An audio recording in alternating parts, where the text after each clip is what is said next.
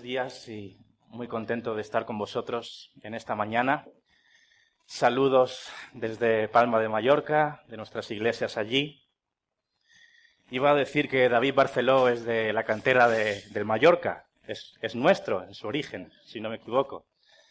Algún día lo vamos a repescar.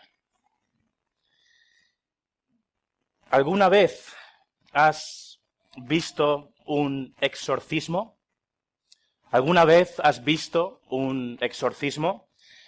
Marcos capítulo 5, del 1 al 20, seguramente nos describe el exorcismo más impactante de toda la Biblia, el cual también es descrito en Mateo 8 y Lucas 8. En esta escena, Jesús de Nazaret expulsa a cientos de demonios que habían tomado control de un hombre. Pero, ¿qué tiene que ver un exorcismo que tuvo lugar hace más de 2000 años contigo o conmigo en esta mañana? Hoy vamos a hablar acerca de un hombre endemoniado, pero podrías pensar, ¿qué tengo yo que ver con este hombre? ¿Acaso tengo yo un demonio dentro de mí? ¿Acaso tengo yo una posesión demoníaca? Pues la verdad es que, aunque a simple vista no lo parezca, cada uno de nosotros tiene bastante en común con este hombre poseído. Que el Señor nos ayude a ver esto claramente en esta mañana. Vamos a volver a leer Marcos 5, del 1 al 20.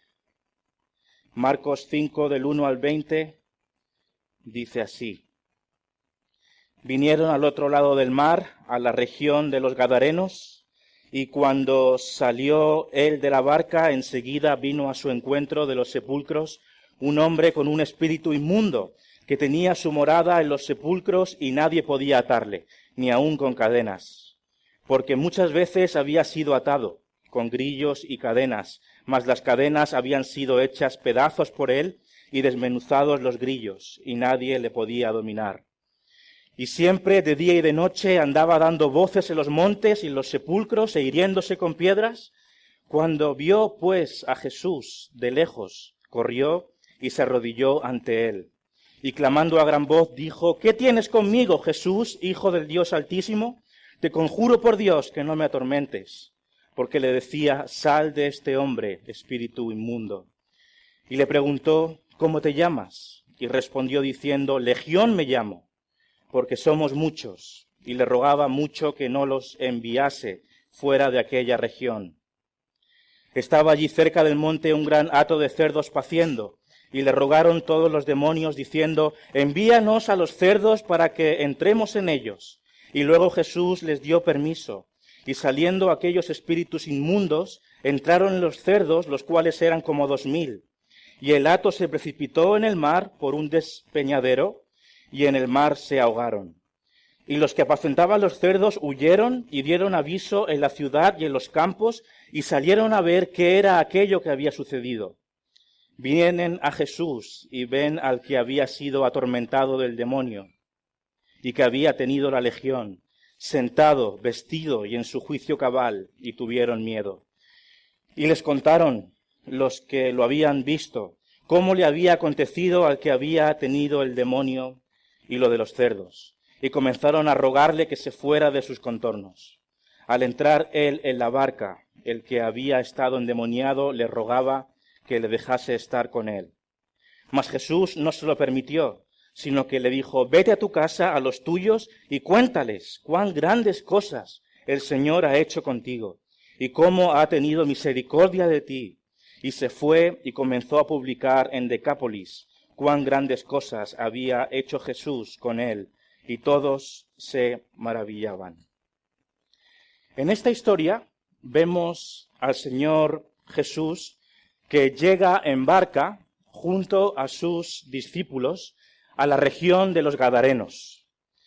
Jesús y sus discípulos llegaron en barca al territorio de los Gadarenos después de la conocida escena de la gran tempestad que es una historia descrita en Marcos 4, del 35 al 41, que es el texto justamente previo al que hemos leído. Y el Señor Jesús y sus discípulos iban en barca y se levantó una gran tormenta en el mar de Galilea.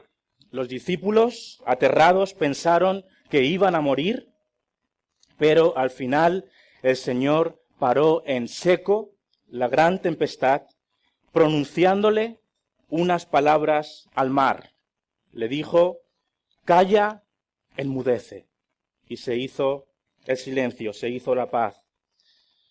Tras esta majestuosa demostración de la autoridad de Jesús sobre los elementos, sobre el viento, sobre el mar, el Señor y sus discípulos llegaron a la tierra de los Gadarenos. Los habitantes de esta región se llamaban Gadarenos porque una de las ciudades principales de la zona se llama Gadara. Era suelo gentil. Esto es importante, era suelo gentil, es decir, allí vivían personas que no eran principalmente judías. Esto explica el hecho de que apacentaran cerdos, algo que sería impensable para una comunidad hebrea, judía. Nada más salir Jesús de la barca, vino corriendo hacia él un hombre endemoniado, quien ya había visto llegar al Señor desde lejos, nos dice el texto.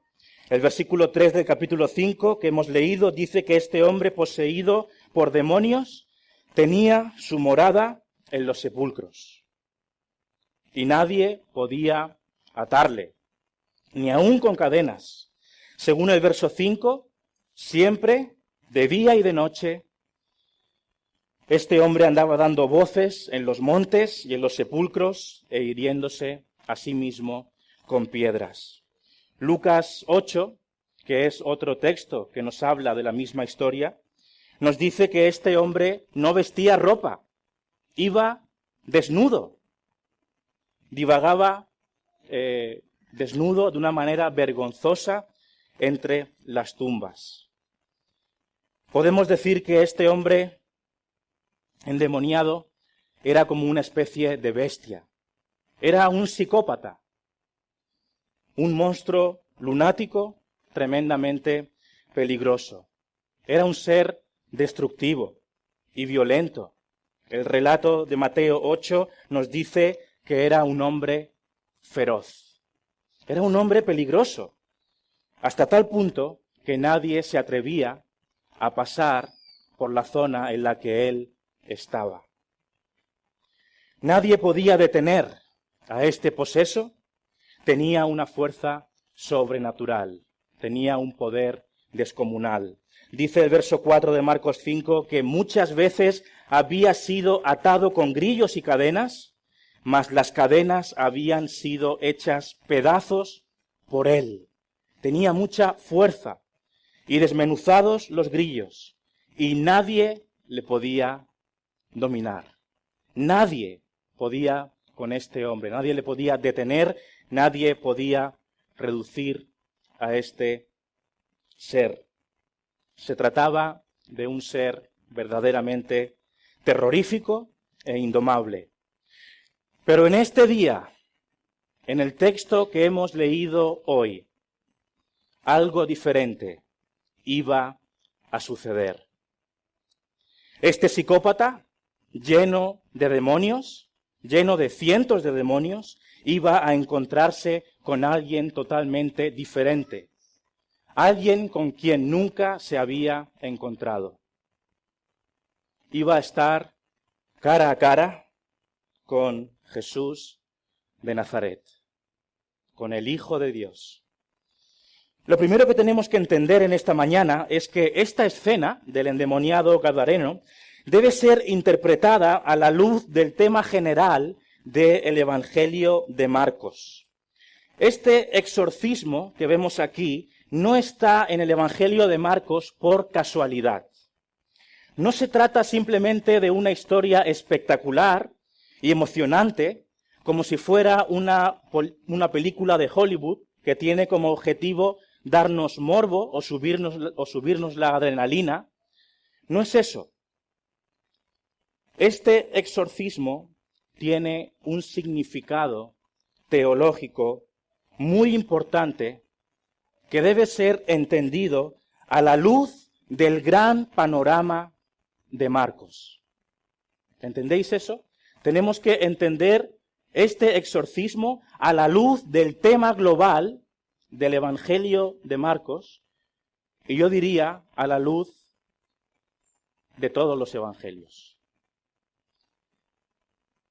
¿Cuál es el tema principal de Marcos? Dejadme que os lea 4 versos de este evangelio para que nos demos cuenta nosotros mismos. Si tenéis el texto lo podéis seguir, pero voy a usar 4 citas y si no podéis ir muy rápido, no os preocupéis, yo las voy a ir leyendo. Fijaos en los énfasis de estos 4 versículos. Marcos 1:1, desde el principio del Evangelio, Marcos 1:1, principio del Evangelio de Jesucristo, y subrayamos esto con negrita. Hijo de Dios. Hijo de Dios. Marcos 1:1, el principio del Evangelio, las primeras palabras de este libro, Hijo de Dios. Marcos 4:41, escena de la tempestad en el mar de Galilea, la que hemos comentado hace unos minutos. Entonces temieron con gran temor y se decían el uno al otro, ¿quién es este? ¿Quién es este? Que aún el viento y el mar le obedecen. Marcos 8:29. Marcos 8:29. Entonces él les dijo a sus discípulos, ¿y vosotros quién decís que soy? ¿Vosotros quién decís que soy? Respondiendo Pedro le dijo, tú eres el Cristo. ¿Vais notando las conexiones?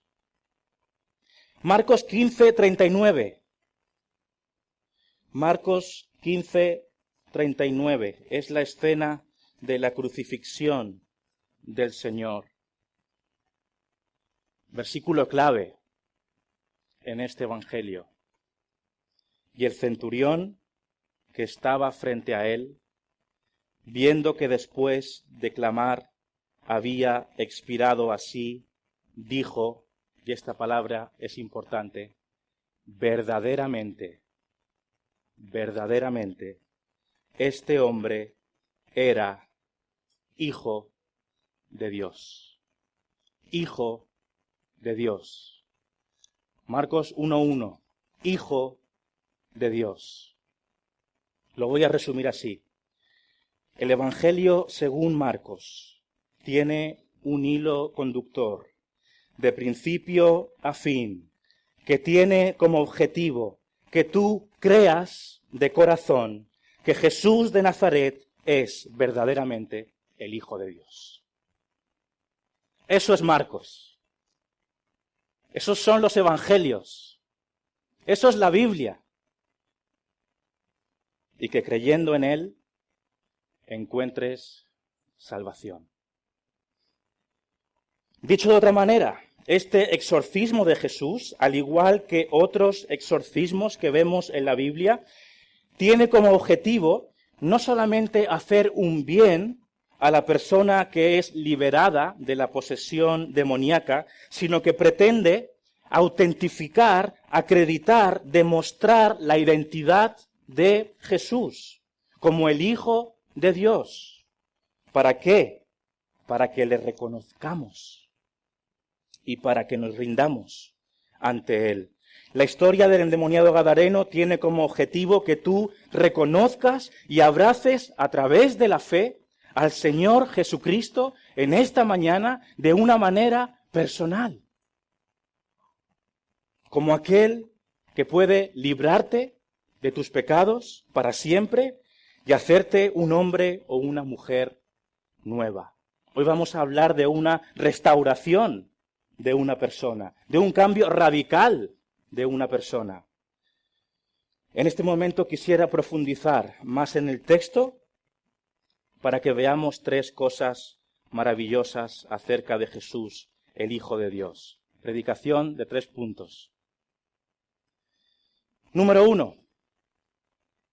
El Hijo de Dios es reconocido por los demonios. El Hijo de Dios es reconocido por los demonios. El verso 6 nos dice que cuando el endemoniado gadareno vio a Jesús, de lejos corrió y se arrodilló ante él. Este hombre poseído se arrodilló ante Jesús nada más verle. Fue algo inmediato. Desde el primer momento, desde que lo vio llegar, se tiró a sus pies. Los demonios que controlaban a este hombre reconocieron perfectamente y se sujetaron a la autoridad del Hijo de Dios. Los demonios sabían perfectamente quién era Jesús. Verso 7. Y clamando a gran voz, dijo el hombre poseído, ¿qué tienes conmigo, Jesús, Hijo del Dios Altísimo? Son los demonios declarando la identidad de Jesucristo. Y de forma muy precisa. Por cierto, dicen, ¿qué tienes conmigo, Jesús, Hijo del Dios Altísimo? Estos demonios reconocieron de forma exacta y precisa ante quién estaban. Tremendos teólogos, impecables. Jesús, Hijo del Dios Altísimo. Dieron en la diana. Entendieron perfectamente ante quién estaban. 2 cosas sobre esto. Número 1. En un sentido, los seres humanos son peores que los demonios. Los hombres son peores que los mismos demonios. Suena fuerte, pero es la verdad. Los demonios al menos reconocen quién es Jesús. Al menos aceptan que Él existe. Los seres humanos, ni eso. Su maldad va más allá. Charles Spurgeon dijo, el ateísmo es una cosa rara. Incluso los demonios nunca cayeron en ese vicio, pues los demonios creen y tiemblan. Segunda cosa, saber quién es Jesús no basta. Saber perfectamente quién es Jesús no es suficiente. Los demonios sabían quién era Jesús, pero seguían siendo rebeldes y enemigos de Dios. Sabían ante quién estaban, pero su corazón no estaba entregado a Dios, ¿verdad? Y tú quizás también sepas quién es el Hijo de Dios, sepas perfectamente quién es Jesús de Nazaret. Pero eso no basta. Eso no basta. Sería una lástima que estuvieras años y años en esta iglesia, quizá desde pequeñito, y supieras no solamente quién es Jesús, sino que supieras miles de historias acerca de Jesús, que conocieras la vida de Jesús, que entendieras los milagros de Jesús. Pero ¿de qué sirve eso si sigues siendo rebelde ante Dios? Si no te arrepientes ante Jesús, no sirve de nada. Debes aceptarle, debes abrazarle con amor, debes atesorarle, debes reconocerle como tu Señor. No es suficiente un reconocimiento intelectual de quién es Cristo. Tiene que haber un reconocimiento sentido con el corazón, un amor por el Señor. Una teología perfecta no sirve de nada. Un ejemplo más lo vemos aquí. Fijaos, estos demonios nos están predicando el tema principal de Marcos. Nos están diciendo verdaderamente quién es Jesús, Hijo del Dios Altísimo. Segunda cosa, hemos visto en primer lugar, el Hijo de Dios es reconocido por los demonios. Segunda cosa, el Hijo de Dios demuestra su autoridad absoluta sobre el diablo. Aquí vamos a ver la superioridad del Señor Jesús. Vamos a ver su total suficiencia ante las fuerzas del mal. En esta escena, el Hijo de Dios demuestra una autoridad apabullante, absoluta, desde el momento inicial, desde el segundo cero. Estos demonios, a través de este hombre, se postran ante la autoridad del Hijo de Dios. No es ninguna coincidencia que la historia del endemoniado gadareno venga justo después de la escena en la que Jesús calma la tempestad del mar de Galilea con su voz. No es coincidencia, tiene toda la relación. En la barca, Jesús demostró su autoridad absoluta sobre el viento y el mar. Calla, enmudece. Y el mar se calló. ¿Quién es este que aún el viento y el mar le obedecen? Ahora, en el territorio de los Gadarenos, Jesús va a hacer otra demostración de autoridad. En este caso, sobre el diablo. La demostración de la autoridad del Hijo de Dios sobre Satanás y sus huestes también tienen un significado teológico muy importante para nosotros, que también debemos entenderlo. ¿Por qué? Porque en este momento de la historia estamos ante la inauguración de una nueva era. Es decir, el Hijo de Dios ha llegado a este lugar. El Hijo de Dios ha llegado a estos territorios. El reino de Dios se ha acercado. El Rey de Reyes, el que tiene el poder sobre todo y sobre todos, está aquí y lo está demostrando. Con el viento, con el mar, con los demonios, con quien sea. Primera de Juan 3:8 nos dice que para esto apareció el Hijo de Dios, para deshacer las obras del diablo. Y estas manifestaciones, estos exorcismos, son muestras, son avances que podemos ver en los evangelios, que nos hablan de esa victoria, de esa autoridad del Hijo de Dios sobre Satanás. Sin duda el poder del diablo es muy grande. El diablo es mucho más poderoso que los seres humanos. Aquí vemos un ejemplo en el versículo 4 que hemos leído. Muchas veces había sido atado con grillos y cadenas, mas las cadenas habían sido hechas pedazos por él, y desmenuzados los grillos. Y nadie, esta es la palabra clave, nadie le podía dominar. Nadie podía con este hombre. El poder del diablo es muy grande al lado del poder de los hombres, pero el poder del diablo no es absolutamente nada al lado del poder de Dios. Tenemos que darnos cuenta de esta gran diferencia. No creamos que la Biblia es un libro que nos habla de un forcejeo entre las fuerzas del mal y las fuerzas del bien, quizás estén empatados. No, nada de eso. Jesús es infinitamente superior a las fuerzas más potentes de este mundo. En este caso, Satanás mismo. Los demonios, postrados ante él, desde el primer segundo. No hay color. En este pasaje, Jesús demuestra su autoridad absoluta sobre el diablo, al menos de dos formas. La primera, los demonios están a su merced. Los demonios están a su merced. Los demonios sabían perfectamente que Jesús podía hacer con ellos lo que él quisiera en ese momento. Lo tenían claro.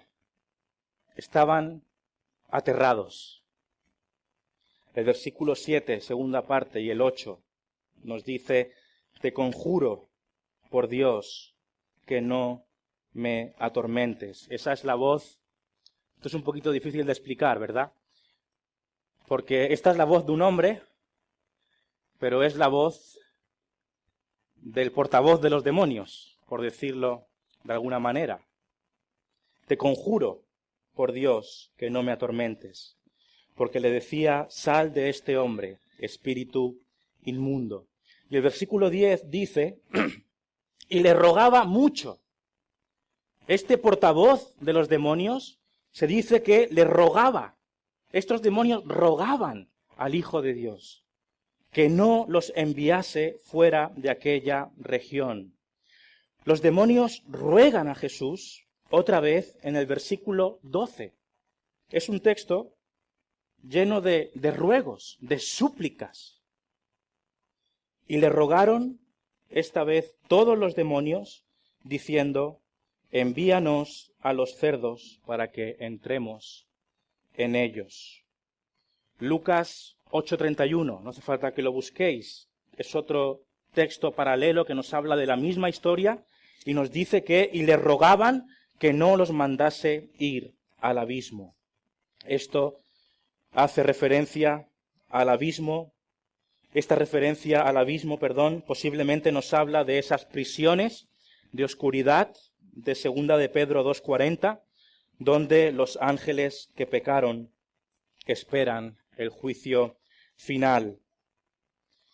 Estos demonios, de hecho, sabían que su destino final iba a ser el lago de fuego tras el juicio final, pero todavía no había llegado el tiempo para ese castigo final. Por ello decían en Mateo 8:29, que es otro texto paralelo: ¿qué tienes con nosotros, Jesús, Hijo de Dios? ¿Has venido acá para atormentarnos antes de tiempo? Ellos estaban diciendo: ¿has venido para castigarnos, para enviarnos a esa destrucción antes de tiempo? Porque ellos sabían que ese momento iba a llegar. Es algo inevitable. Esto es algo muy importante también. El diablo es consciente de que ha perdido. El diablo lo sabe.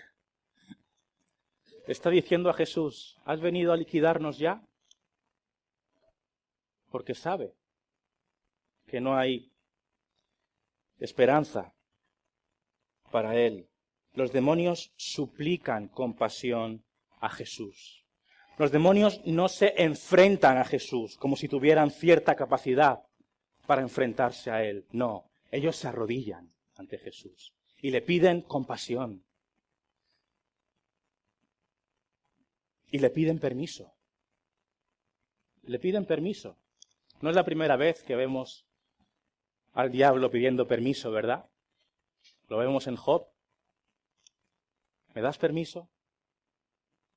Ahora le piden permiso de nuevo para ir a unos cerdos.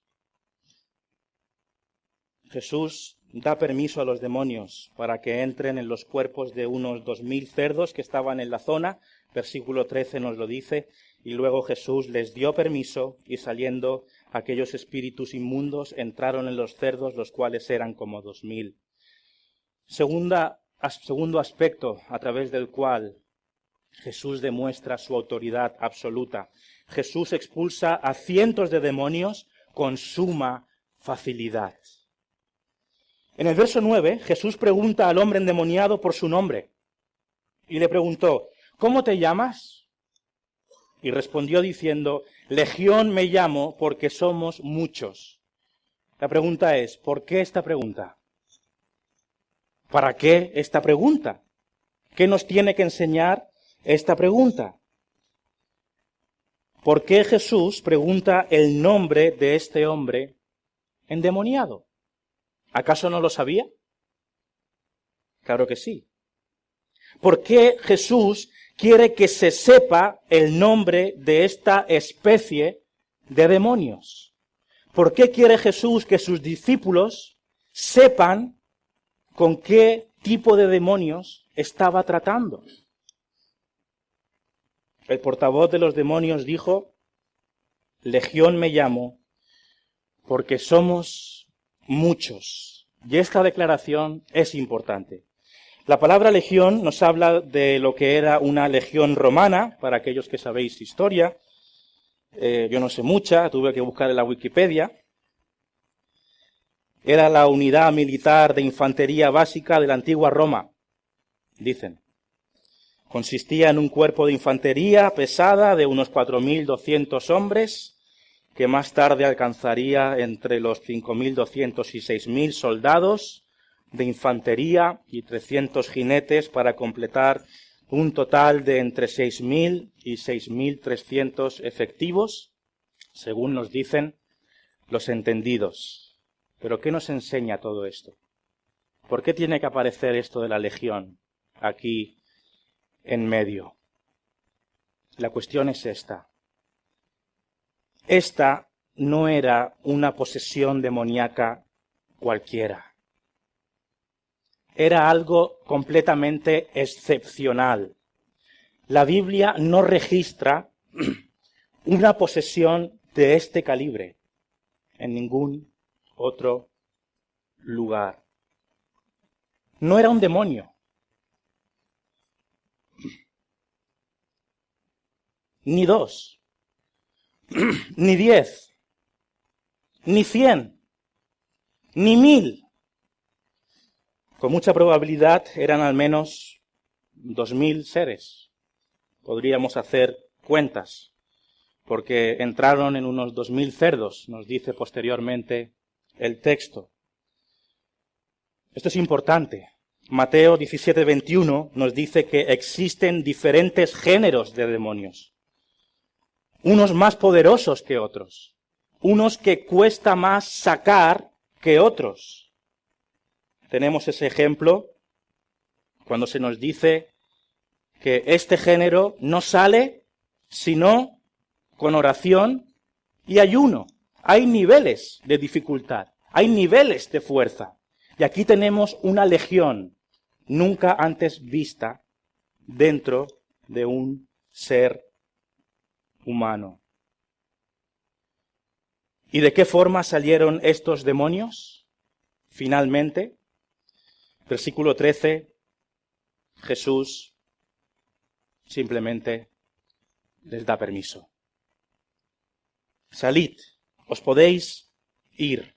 Y los demonios salieron, se metieron en los cerdos, y los cerdos acabaron tirándose al mar por un precipicio y se ahogaron. Aquí la cuestión que tenemos que ver es que Jesús no tuvo necesidad de hacer un conjuro mágico, ni nada parecido para echar a estos demonios. Los demonios estaban listos para salir, porque sabían que el Señor solamente tenía que hablar y sería hecho. Aunque eran muchos y poderosos, el Señor Jesús no tenía necesidad de rituales especiales, de preparaciones especiales para obrar este milagro. El Señor muestra una suficiencia apabullante para vencer a Satanás. Tenemos que darnos cuenta que cuando se habla del poder del Señor Jesucristo con relación a Satanás, la superioridad es apabullante. Eso nos tiene que dar confianza. De esta suficiencia también nos habla Colosenses 2:15. Colosenses 2:15 nos dice que Cristo despojó a los principados y a las potestades, los exhibió públicamente, triunfando sobre ellos en la cruz. Este es el tipo de triunfo, es el tipo de victoria que tiene el Señor Jesús sobre las fuerzas del mal.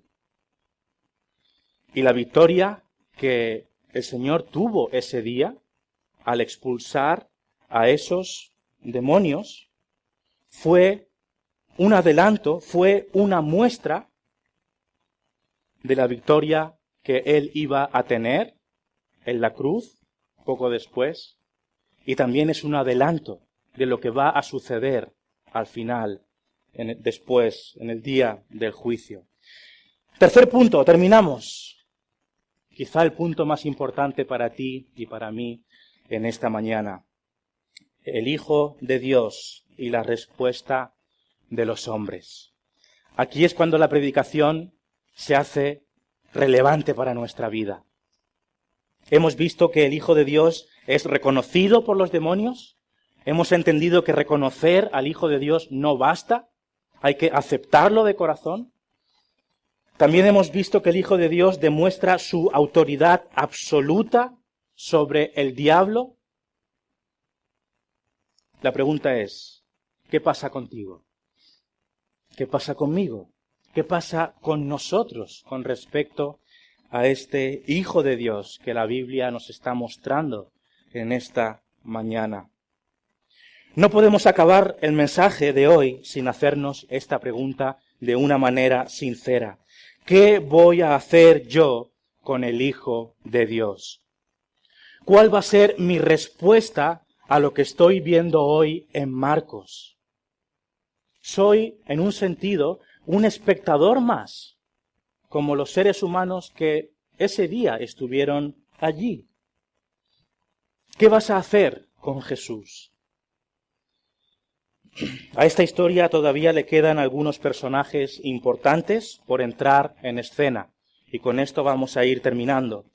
Por una parte, vemos a los dueños de los cerdos y a las personas de la ciudad y de los campos de alrededor que vinieron a ver lo que había pasado.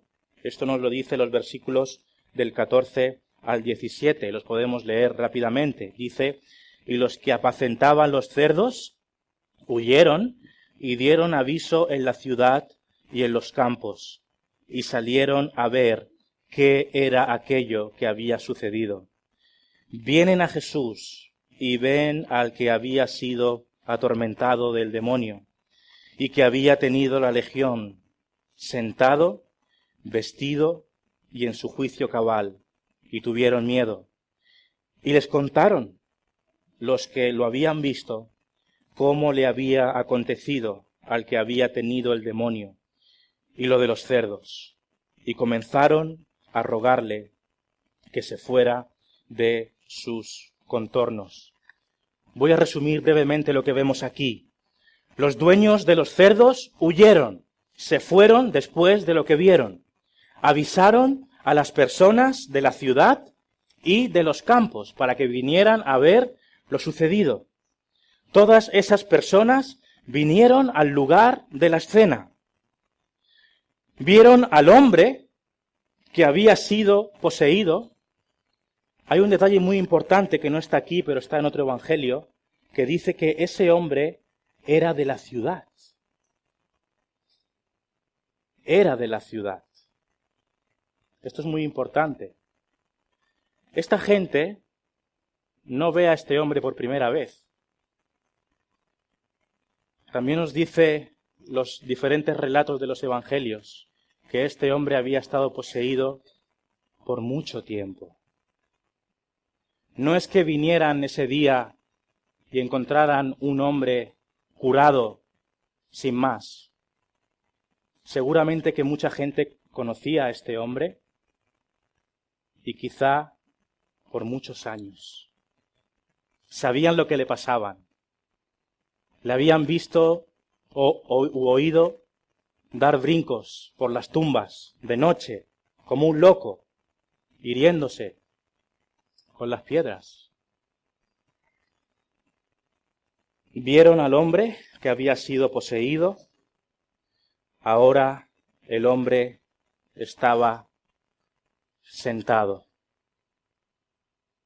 Era un hombre nuevo. Estaba en paz. Estaba vestido. Ya no era la vergüenza de toda la gente.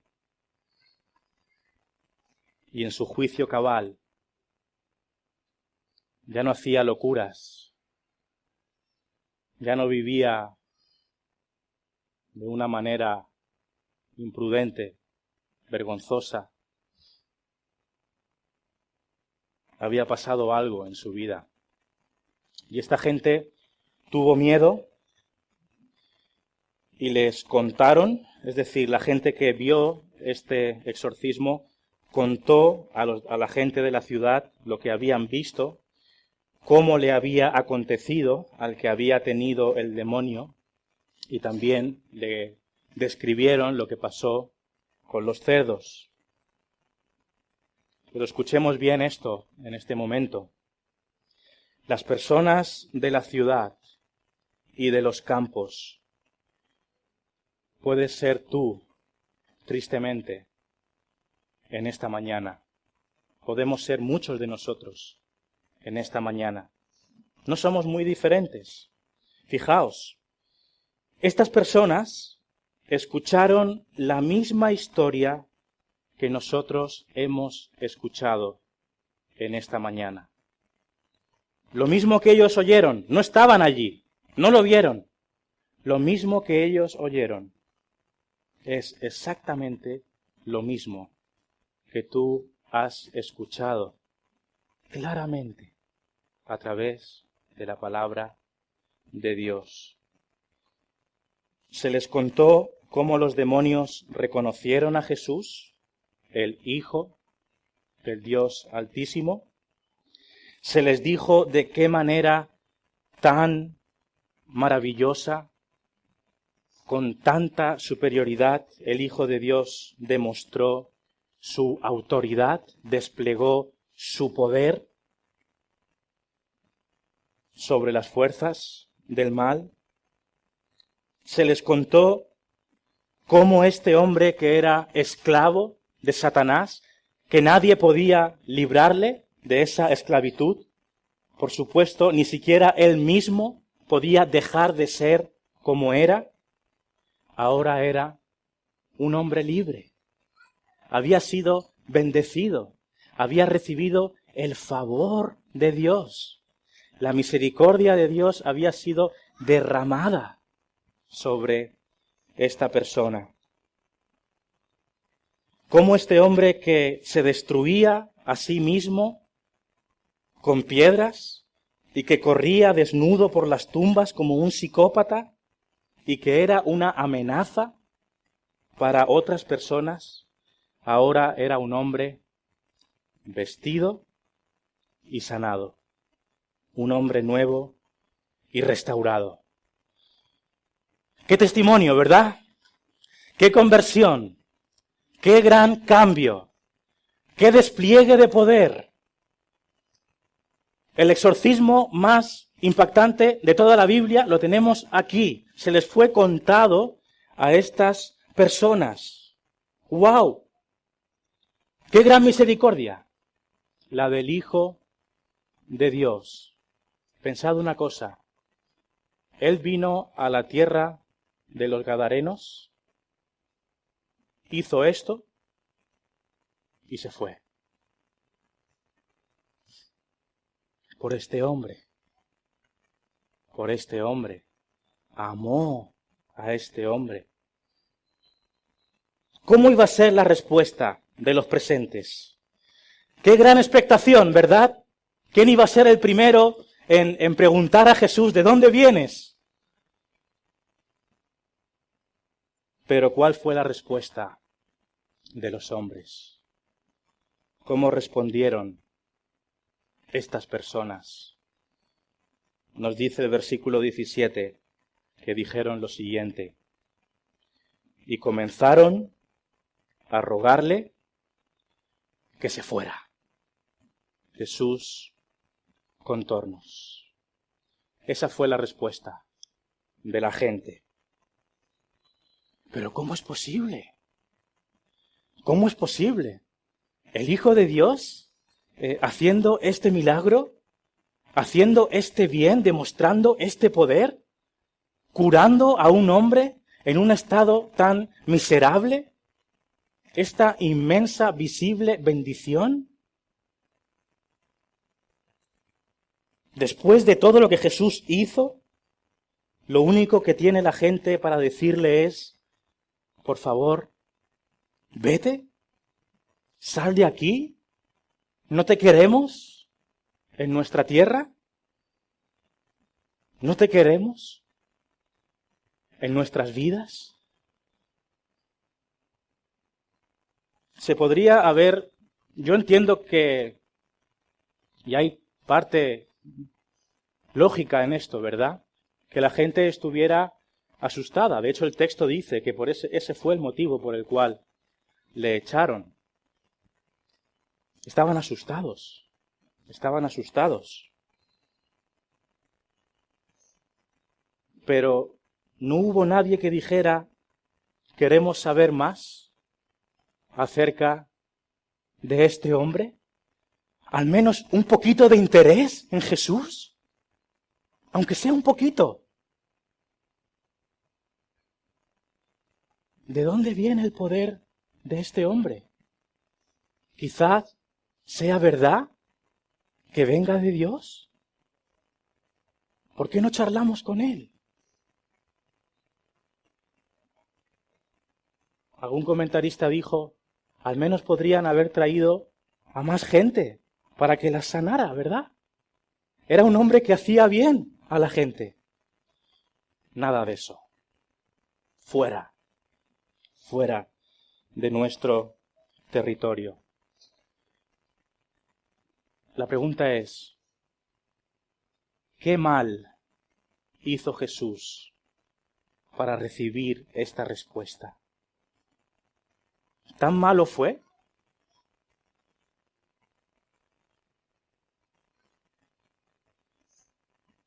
¿Tantas cosas malas hay en Jesús para que el hombre lo rechace?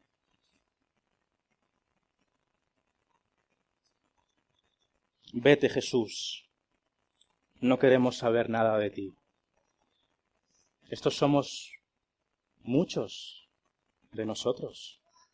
Vemos las maravillas de Dios y aún así no nos interesa ni lo más mínimo. Así es el ser humano.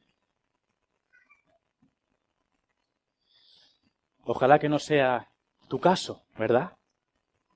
Que al menos te intereses por este Jesús, que libera a los cautivos, que tiene poder para librarte de la esclavitud, que aquellos que viven en vergüenza hace que vivan en su sano juicio. Ese Dios que cambia vidas. Acércate a Él de una vez, abrázale. Alguien podría argumentar que los habitantes del lugar podrían tener motivos para querer echar a Jesús. Se podría pensar, ¿no? Al fin y al cabo, Jesús fastidió un negocio de 2.000 cerdos. Alguien podría decir, pues oye, en cierto sentido podrían estar cabreados. Es un dinero, 2.000 cerdos. Pero ¿qué es más importante? ¿La vida de 2.000 cerdos o la vida de un hombre que iba hacia la destrucción? A la gente parece interesarle más los animales que las personas. Lo hemos visto con el león, con los abortos. ¿Qué clase de seres somos?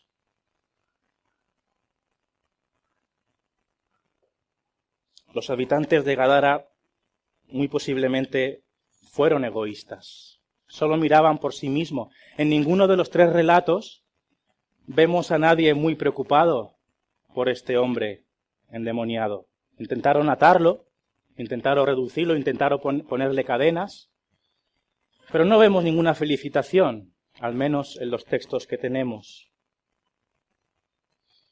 Calvino dijo acerca de lo que estamos viendo aquí: los gadarenos tuvieron miedo porque la majestad de Dios relució brillantemente en Cristo. Hay algo extraño aquí. Hay algo muy extraño.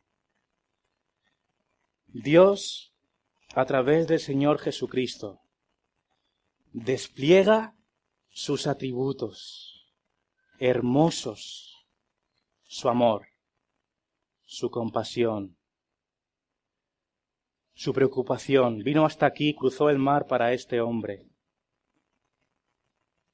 Pero estos hombres se asustaron y no pudieron soportar la presencia de ese hombre. Es algo extraño, es algo extraño.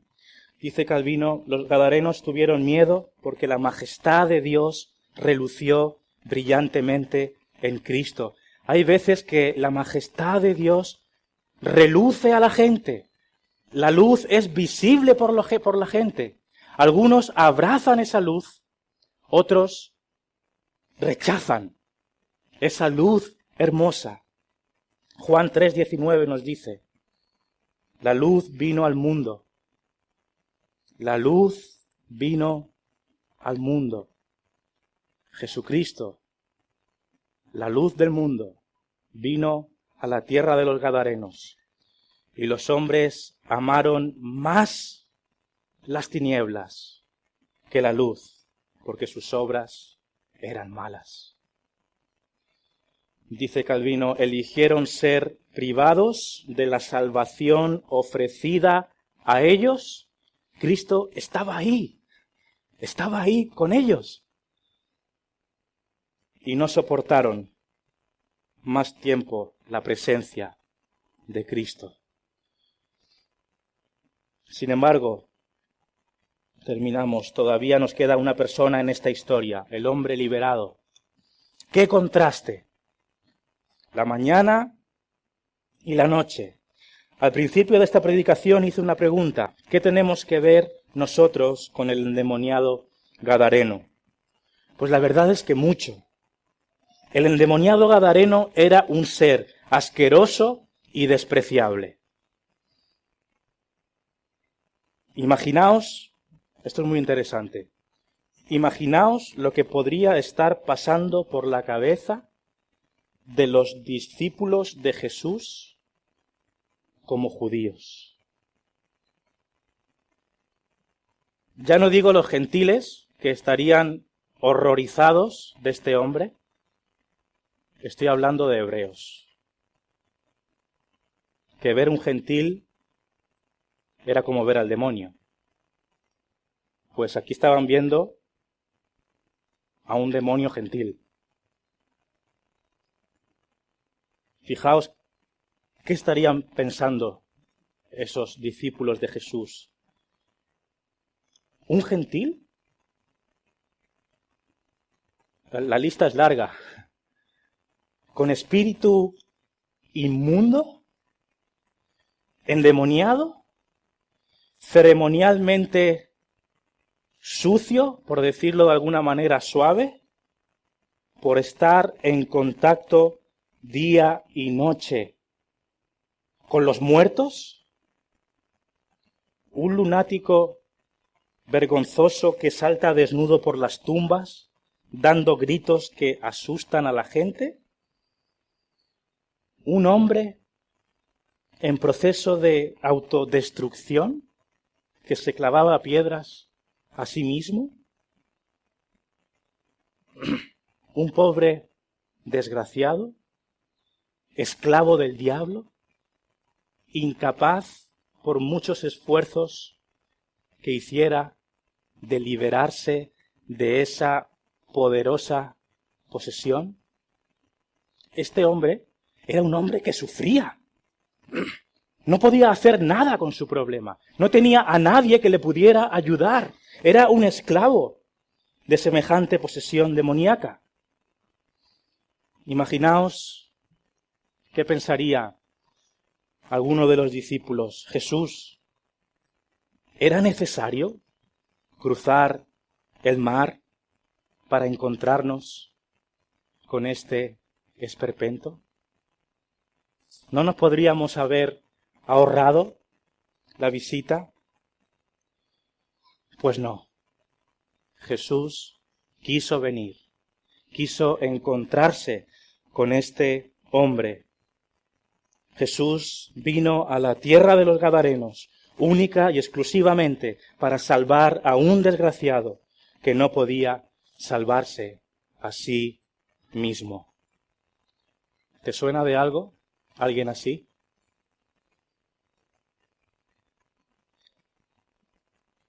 Cristiano, ¿recuerdas las cosas vergonzosas que hacías antes de conocer al Señor? Yo me acuerdo de algunas y siento asco. Me da vergüenza las cosas que hice. ¿Recuerdas cuando eras un muerto espiritual? Sinceramente, yo no sé acerca de vuestras vidas, pero sé que aquí hay hermanos con vidas que han sido dramáticamente rescatadas.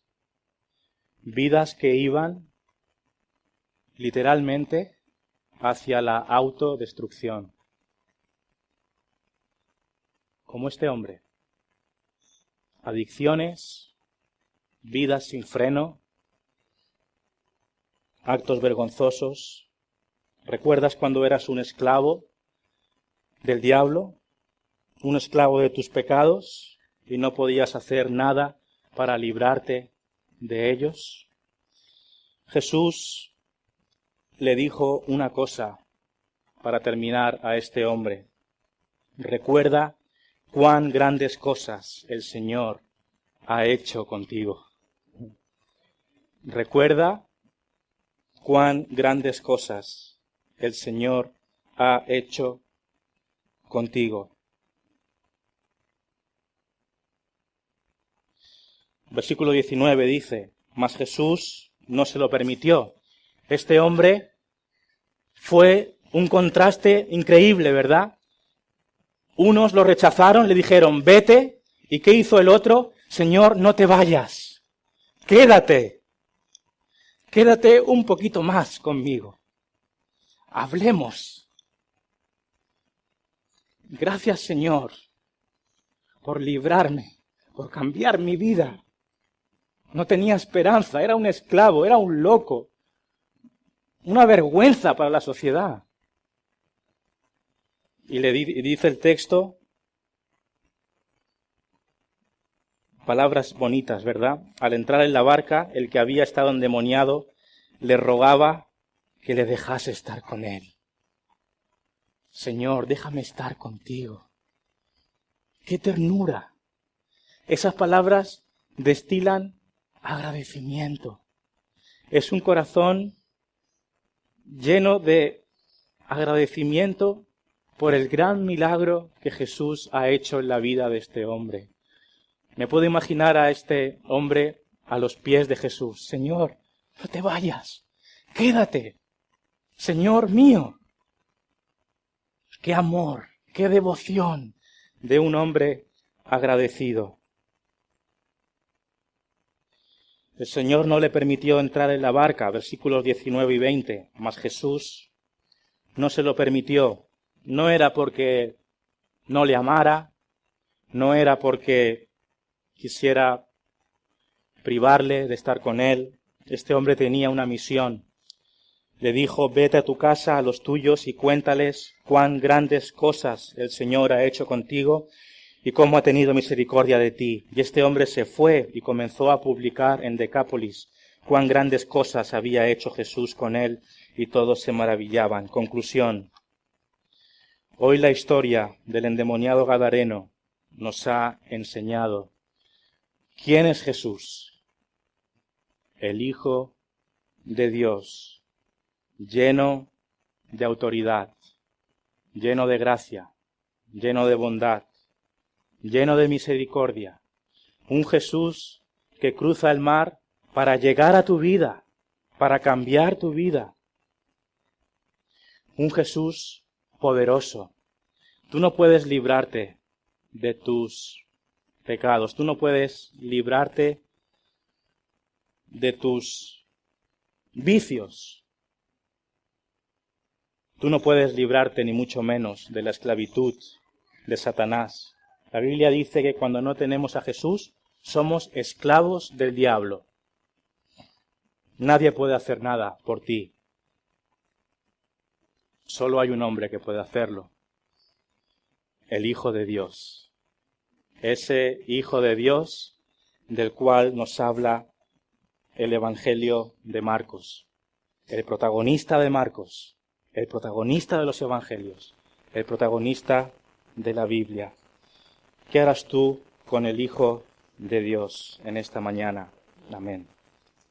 Amén.